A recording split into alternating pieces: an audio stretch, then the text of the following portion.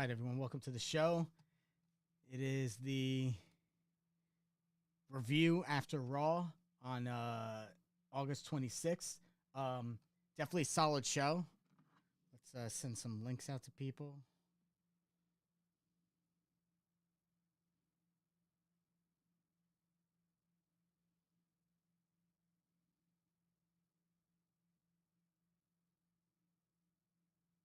Let's see here. Hold on. 1 second.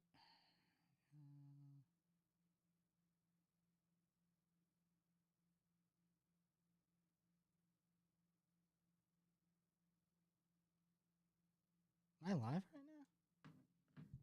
I should be.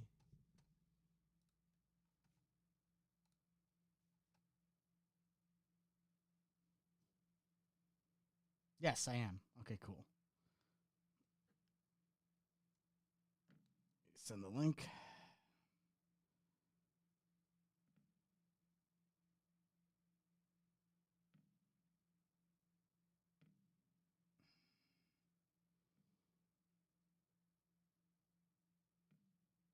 All right. Let's get started. All right, review after Raw. It was definitely a solid show. Um, they started the show off with the memorial for Psycho Sid, which I thought was cool. I'm totally gonna watch some Psycho Sid matches tonight. Definitely. Um, but I mean, outside of that, like I said, it was a solid show. Things that they did right. Definitely when I was talking earlier this afternoon about Punk and Drew, um, when I said that there like needed to be physicality between the two, they finally did it. Like enough talking, like Drew talked, which is good. I like hearing Drew talk. Punk wasn't saying anything that we hadn't already heard before, so it was just old. He was just rehashing old shit. It was becoming a shtick. So I like the fact he just came out and he was like, "Fuck this," and they just started fighting. It's gonna be great. The strap match should be violent. I want it to be that like they're not like running around and like touching the things. Like one guy should beat the shit out of the other guy and then just touch all four posts because he beat the crap out of somebody. I don't think they should do the touching of the posts, like them going after the posts like so often. Like at least in the first like 2/3 of the match, they shouldn't be trying to touch those things. And like the latter third after they beat the shit out of each other, then yeah, definitely. But the IC tournament was tonight. They had Judgment Day start the show. Basically, they were just shitting on all the people that they've been shitting on for the past couple since SummerSlam. We got Rhea, we got Damien. We're the best. They suck. All you guys are losers. We rule. Rey Mysterio and the LWO come out. They like confront them. Then they start going at it, and basically it ends up being a and then once they got the upper hand, I think it was Dom. No. What the hell happened? Did they end up having a match just like immediately after?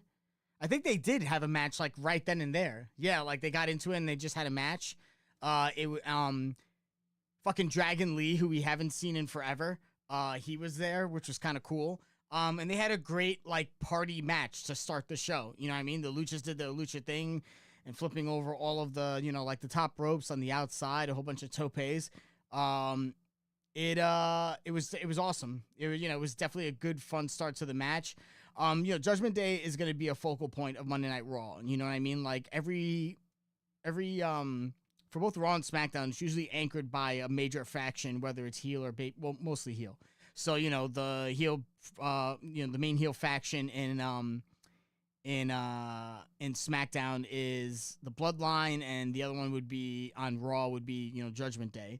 I won't say the Wyatt Six yet because they haven't won any titles, but like both the Bloodline and the Judgment Day are like multiple time like tag team champions. So they're definitely the glue that's like holding everything together in terms of like getting a lot of people on camera.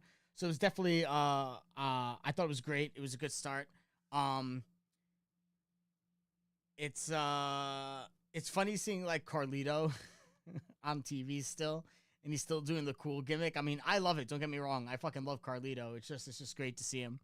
So yeah, it was an 8-man tag. It was Dominic Mysterio, Carlito, Finn Balor and JD McDonough versus Rey Mysterio, Dragon Lee, Joaquin Wilde, and Cruz del Toro.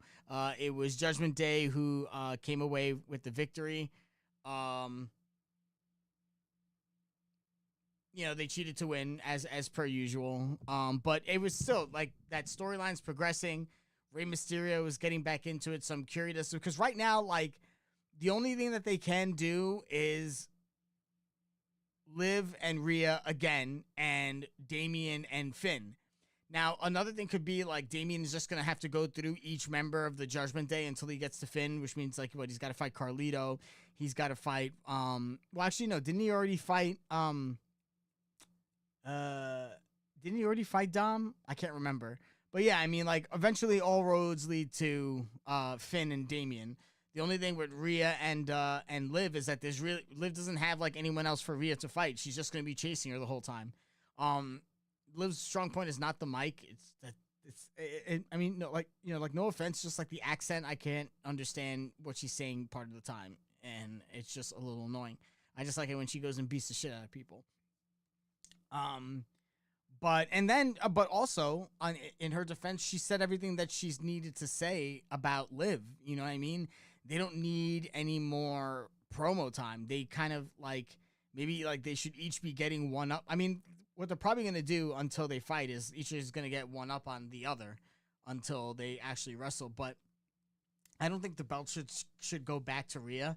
I don't really I think Liv Morgan is slowly coming into her own. I think this like psycho obsessive girlfriend gimmick is kind of working for her, and I think it's the most engaging she's been on television in a while. I don't think her feud with Ronda Rousey when she was champ did her any favors.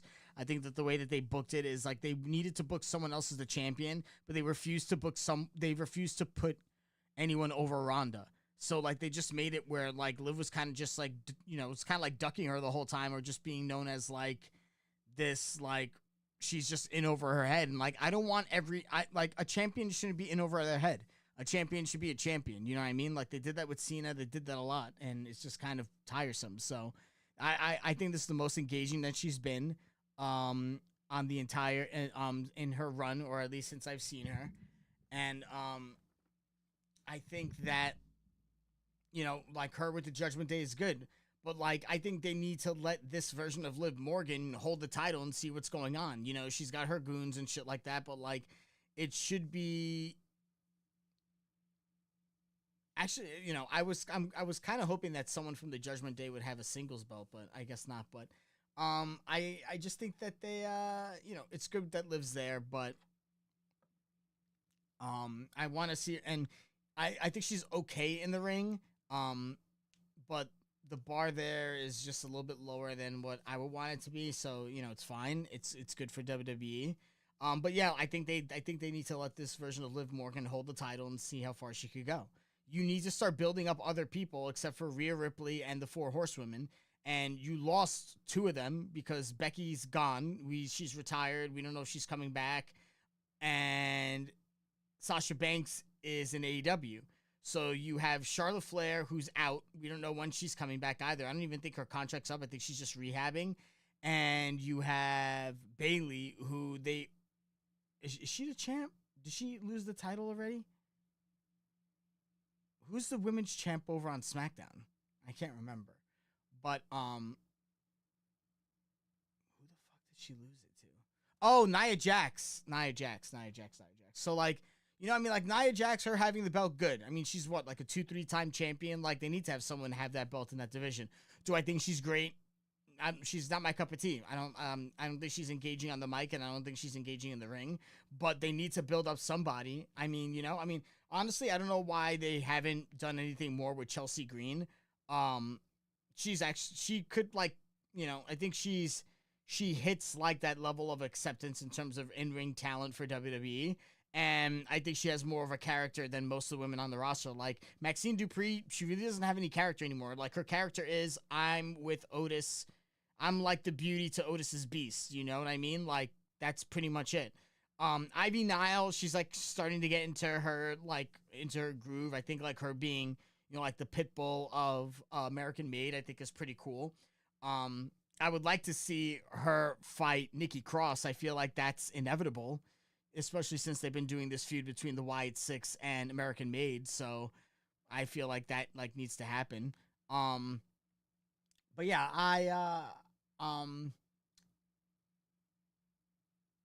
was I gonna say? But yeah, that's yeah, like let's see where that goes. You know what I mean? Let's see where that goes. Um, it's good to see Dragon Lee back. We haven't seen him in a while. I don't know. Can he cut a promo? I can't remember like any standout promo that he's done, like ever. So like, I'm not sure. I know he's great in the ring, but you know what I mean. Like the problem is like when I watch WWE, like guys who are good in the ring, I know they're probably gonna do like a tenth of their move set. You know what I mean? And as someone who's seen them wrestle outside of WWE, there's like stuff as a fan of that wrestler that I want to see. So like when they go over to WWE, there's kind of has to come with this level of acceptance. Like, hey, listen, like you're not going to see the stuff that they used to do. But it's like, you know, I want to see him. I want to see him back so bad, and like I just want more for him. And like I don't know what he's going to be doing in the LWO. You know what I mean? Like what they need to do is they need to give the tag titles to in on a Raw to another faction other than Judgment Day.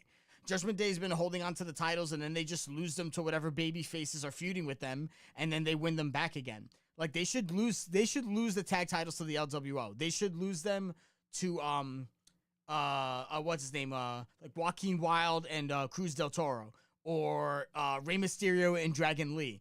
Two of the guys from LWO should win the tag titles. You know what I mean? Like, what other tag? Like, they're not doing anything with New Day. They're like teasing this breakup between Kofi and Woods. You know, like, and they have Odyssey Jones, but like he was kind of there, and they kind of just use him as like a plot device for these two guys to be upset with one another. So fine. But like they need to put the belts on someone new in that tag division. They need to keep it fresh, because all Judgment Day does is they come out with the belts. It's so that they could be announced as the champions, and then they end up fighting schlubs until a pay-per-view. Like, let's go. Like, they're a good tag team, yeah, but like there are other good tag teams. Like, let's see them have the titles. Let, you know, put them in some good matches, put them in some good non-title matches against other people that don't have the titles. You know what I mean? Someone like, you know, like notable tag teams. You know what I mean? Like I like the fact that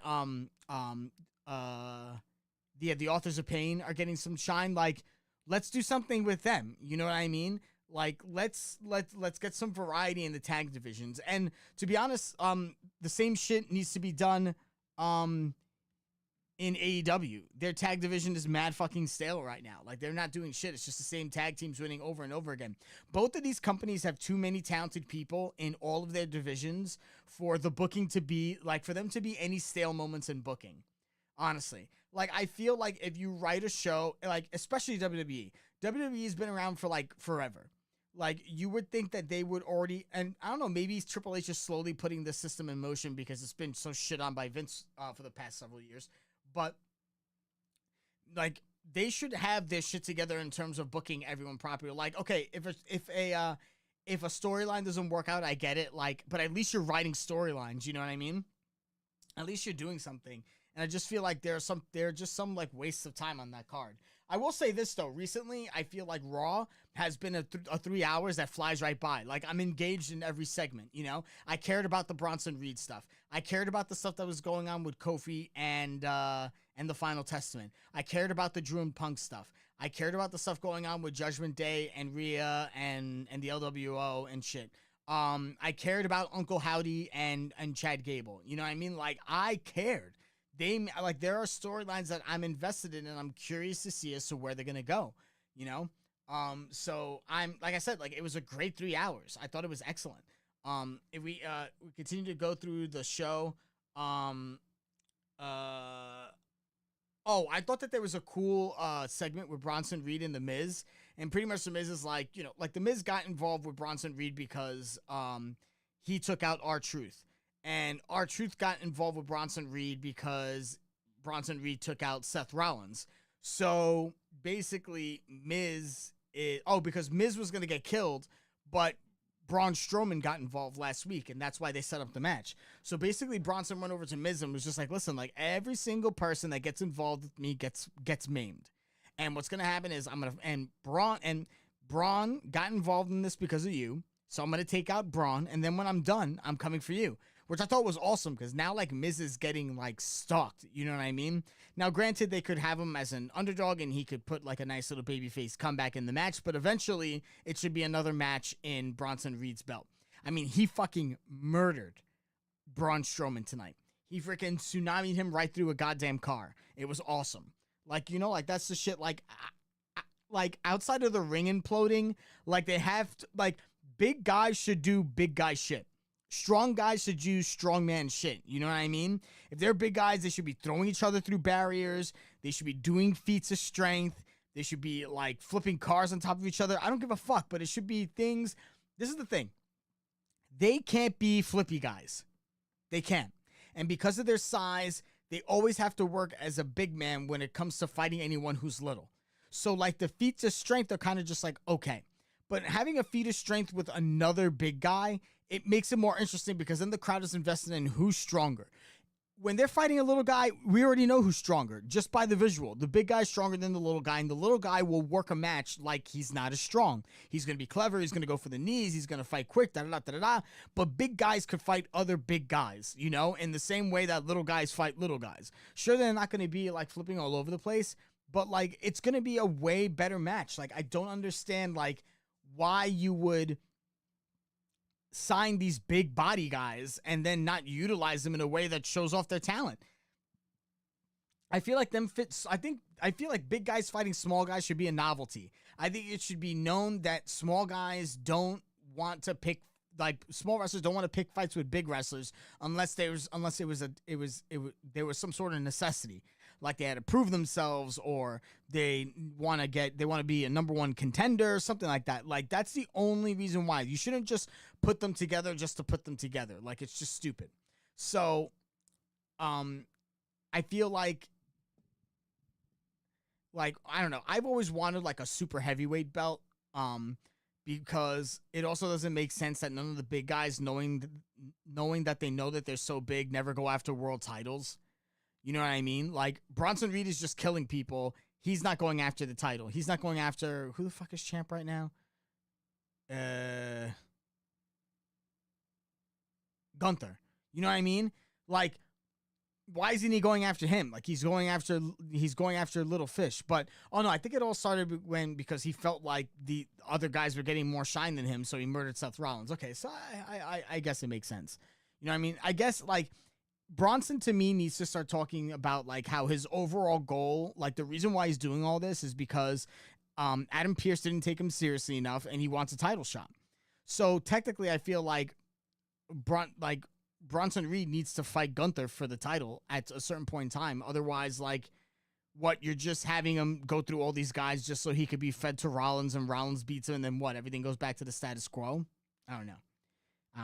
I would like to see Bronson Reed fight, like, an Odyssey Jones, or, like, some other big babyface. Like, who are big guy babyfaces on the Raw roster aside from Odyssey Jones? I'm trying to think.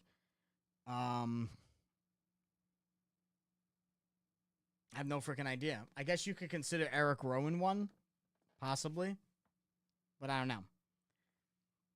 I do not know.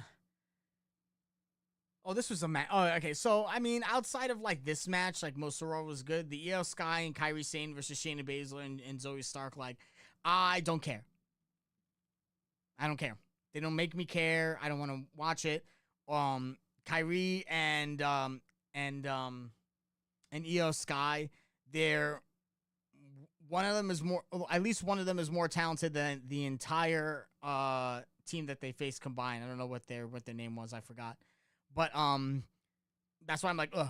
And I wish they would do more with Shayna Baszler. Her run as NXT Women's Champion was awesome. She destroyed everybody. And she had great matches. And they built up challengers really well, like Bianca Belair and shit like that. And I think, like, Athena. Like, they built up a lot of women to go after her as legit legit threats. And she choked them all out. I just don't understand why they haven't given her a run as women's champ. You know what I mean? But right now, the women's championship is tied up with Liv and whatever storyline she's doing. So eventually, when she loses that title, I feel like they should start building up Shayna to be a contender. Like I said, she was an excellent women's champion. She breaks the mold. She could definitely wrestle. She could definitely cut a promo. She has the pedigree behind her to like be a monster in that division. They should do a video package of her entire NXT women's title run and be like, this is Shayna Baszler and all the other people that she's beat, because right now, like, a lot of the shit that she's been doing has been fucking beneath her. And I think that Shayna Baszler deserves better than that. And if she wants to stay with WWE, fine. But I would love to have someone with her talent and her promo skills show up in AEW and like start like having like banger matches with like Hikaru Shida and shit like that. I think that would be great. I think it would give her an opportunity to really showcase how good she is. Because I think, in my personal opinion, I think Shayna Baszler is fantastic. I think she's been underutilized for years and years and years, ever since she left NXT. And she didn't need she had like a couple of the original horsewomen with her. She didn't even need them. She was great on her own. She was awesome. They did Uncle Howdy promo. He said some weird shit. Punk and Drew had a segment. He basically called out Punk for just having a tired stick, just saying like, oh, he's gonna come out and say he loves the fans. He's gonna come out saying we're on a hot streak and we're selling out crowds all over the world and blah blah blah. And he's gonna talk about all the infirm kids that come overseas just to shake his hand. And fuck this guy. I love it. He said Punk was afraid of him. He keeps on attacking Drew from behind, and sure enough, Punk comes out and attacks Drew from behind. And he said he was gonna whip the shit out of Punk and all this stuff. Like I said, I'm looking forward to the match. I'm curious to see as to where the storyline is going, because right now they had their first match, and the first match was okay. The crowd, if you were like a hardcore Punk fan, you liked it. Otherwise, like you were either like lukewarm to cold about it. The second match I feel like is gonna be for everybody. I hate to coin the term, but I feel like this match is going to be for WWE fans and the sickos, I think. I feel like, because listen, guys, I'll say this. Hunter was the catalyst for AEW. Hunter was, he showed the world that kind of wrestling and that kind of booking has a place on television. I mean, NXT TakeOver sold out every single place that they went to. They sold out all their house shows. They sold out every takeover. I've been to 5 takeovers. Every single one of them was packed. So I don't want to hear that like he created his own competition, honestly. Because think about it. How many people were in NXT went to AEW? A lot. Because in my opinion, they saw it as an opportunity to do some NXT black and gold kind of work, but on a main roster scale. What they didn't know was that Triple H was actually gonna begin to make good on all the shit that he's all the stuff that he probably promised them, and took over the WWE.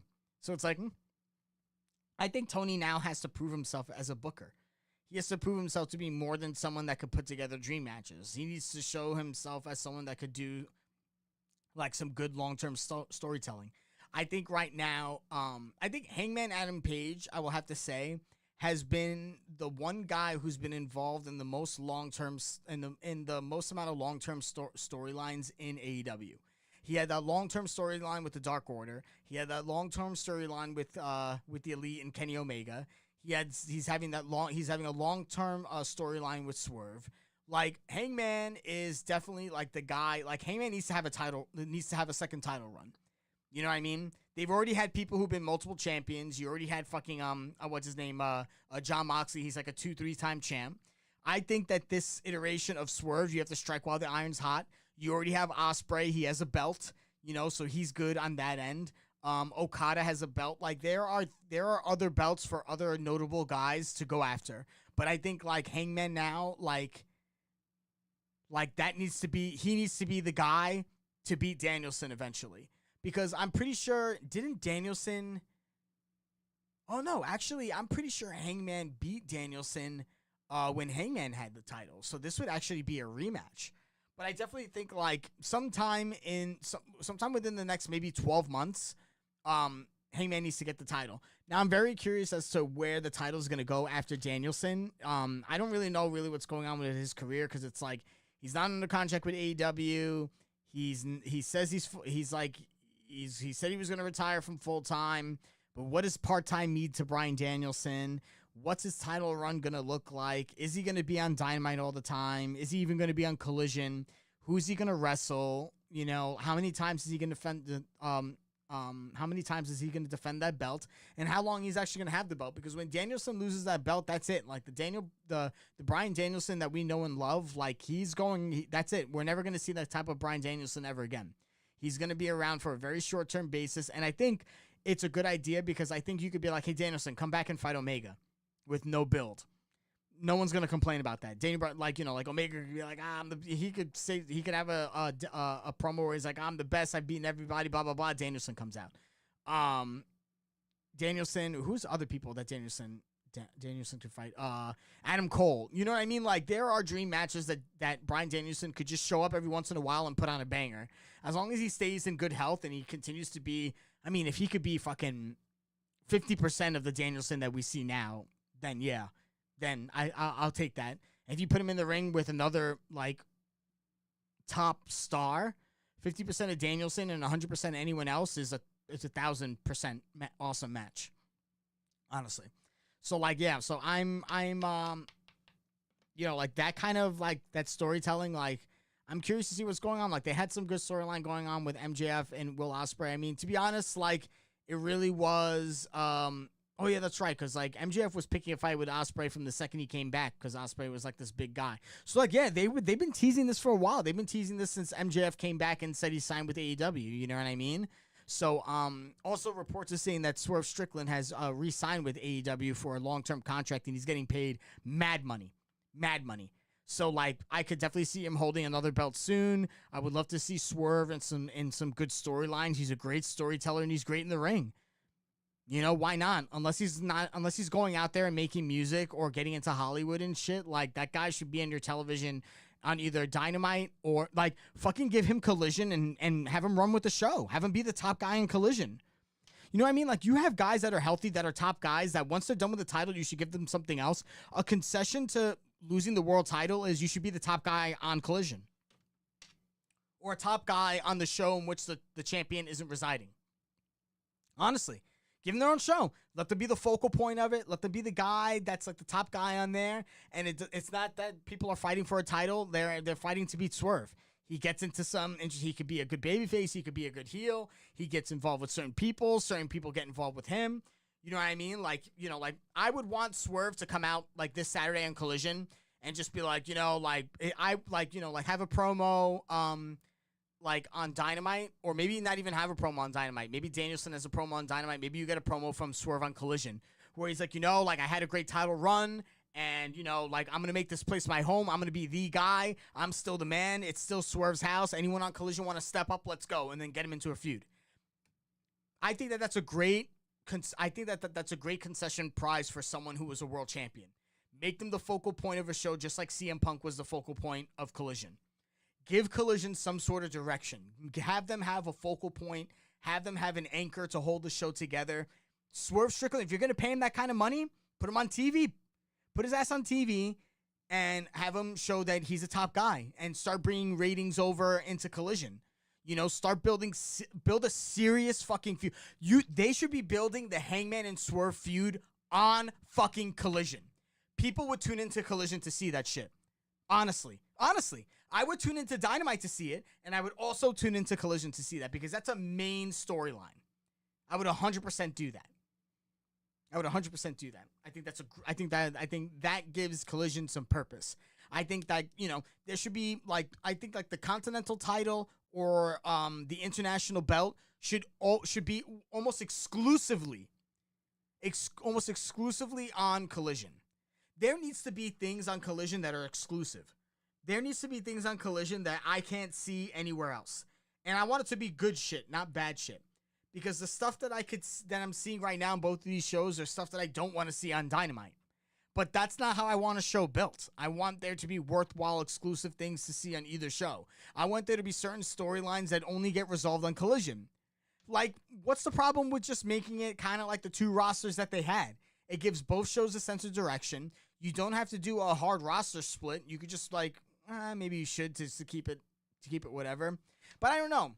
I feel like a hard roster split is tough, just for the same reason why a ranking system is tough. Because every once in a while you get booked into a corner because you have these things that you have to freaking stay that you have to strictly adhere to. And I feel like with the amount of changes that happen in wrestling and how you can't really get ahead of the curve except by hoping for the best and planning for the best, and like actually you should be planning for the worst as well. So I mean, like planning for the best and hoping for the worst and planning for the worst and all that shit. Like you just have to be. You're stepping into the next week not knowing like what the crowd reaction is going to be like. Is someone going to get injured? Are they going to fuck up? Like there's too many unknown variables for you to do live television all the time. That's why wrestling, in terms of a storytelling vehicle, is extremely interesting because it is trying to give you the week to week excitement that a sporting event would do, but with the drama and the storylines of shows that pretty much film their story arcs and put it all out there on a week to week basis. But you've already filmed everything. You've already committed to everything. There's no free way in the middle of a Breaking Bad season for them to turn around and change shit with a character. You can't do that. But in pro wrestling, because it's live every week, you can. Now, when NXT was a thing, they just filmed everything in 1 month. They filmed everything in 1 month, and that was pretty. And they had like they filmed a month's worth of programming in a week. I think that's what it was, or week's programming in a day. I'm not too sure, but anywho, I got off on a crazy tangent because of the whole Punk thing. Jey Uso defeated Karrion Kross and Kofi Kingston in a triple threat intercontinental #1 contendership match. Let's see. They right now Gunther is overseas in Belgium before Bash in Berlin, so like he's already wrestling over there and like making his rounds and shit. And he cut a promo about how he's gonna have his chance against Randy Orton in Berlin. They plugged SmackDown moving to the USA Network on September 13th, so SmackDown's no longer going to be on Fox, and Raw's no longer going to be on USA. Raw will be on Netflix, and SmackDown will be on USA, so no more Fox. Randy Orton cut a promo. Basically a lot of, he cut the standard veteran promo. I've been around for a while. I want to thank you guys for supporting me all these years. The title means a lot, even though I've been around for a while and I've had multiple title reigns. It's still something I aspire to, blah, blah, blah. He said he wasn't sure whether or not he was going to come back after he was doing spinal fusion surgery. The crowd chanted, "You deserve it." And he said he was going to go into enemy territory to fight Gunther. So yeah, that's pretty much it. They did another promo with Isla Dawn and Alba Fire regarding Jade Cargill and Bianca Belair. I mean, listen, like they were honestly paired up because they're two big, strong, muscular black women. But also, they were paired up because when the two of them fight each other, like, that's going to be a match that they're going to hype up big time. So, like I said, it's just tag teams being made so that they could use it as a storytelling device for a singles feud. I hate that shit. If there's going to be women's tag titles, you should have women's tag teams. It shouldn't just be like, let's just put these two together and have them face these random two people. Like, I hate that shit. I'm fucking done with it. Alba Fire and Isla Dawn, like, I don't even remember them ever being a tag team until they put them together for Clash at the Castle because they were both, from the UK. So I don't know. Bronson Reed and Braun Strowman ended in a no contest and double countout because he ended up out in the parking lot and tsunami'd him through a fucking a car, which was fucking awesome. So the reign of terror of Bronson Reed continues. IC tournament triple threat match. Pete Dunne defeated Xavier Woods and The Miz. Woods wore a Sid armband, which I thought was cool. So the winner of the tournament will be determined in a fatal four-way. So we already have Jey Uso and Pete Dunne already qualified. So there's going to be two other matches, and I guess we're going to find out what's going on.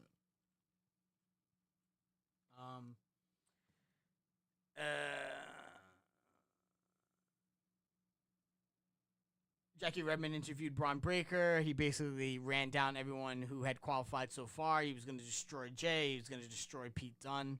Chad Gable cut a promo saying he wasn't hiding behind a mask and he's going to beat Uncle Howdy.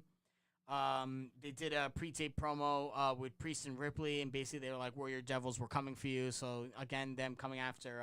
I forgot they're doing the mixed tag in Berlin. So it's going to be Rhea and Damian versus Dom and Liv. So we'll see how that goes. Next week, IC Tournament Triple Threat, Sheamus, Bronson Reed, and Ludwig Kaiser. So very curious as to how that's going to go. Is this going to be the return of Seth Rollins? Is he going to cost Bronson Reed the belt? Is Bronson Reed just going to get screwed for some unknown reason? Or is he going to go on to be a part of the Fatal 4-Way? I'm not sure. But the way he's been destroying everybody, it's like the only way that you could really have him lose is if it's like a hidden loss in like a multi-man match. So like he still doesn't get pinned, but he loses the match. Because unless they are pushing Braun Breaker as a face, then like I just don't see Bronson Reed taking it off of another heel champion. So I'm not sure. Uncle Howdy defeats Chad Gable. Match was about like 15 minutes. Definitely a great match. Gable hit Howdy with a angle slam on the table outside, which was crazy. Howdy avoided a moonsault and ended up hitting the Sister Abigail for the pinfall win. So the Uncle Howdy has now had his first singles match against a great talent, which is Chad Gable, in a storyline that's definitely had the fans engaged. I definitely been curious as to where they were going with that, but it always felt like it had to be a win for Uncle Howdy. I mean, Gable's been around for a while, so I don't see any reason for him to have to come over a new hot act like Uncle Howdy. So, yeah, that was pretty much Raw. I mean, I talked so much about wrestling earlier today that, this is going to be a short episode. Usually I like to record for about an hour. This is about like a half hour right now, but that was a Raw review. Tomorrow night I'll be back after NXT and we'll talk about how NXT went. Wednesday I'll be on for Dynamite. We're gonna have a break on Thursday, and then Friday Friday and Saturday you'll see me for SmackDown and for Collision and for the Clash at the Castle review. I'm sorry, Bash in Berlin. So a lot of interesting shit. I'm excited to talk to you guys about it. Excited to be back. Another episode in the books, and I will check you guys out tomorrow.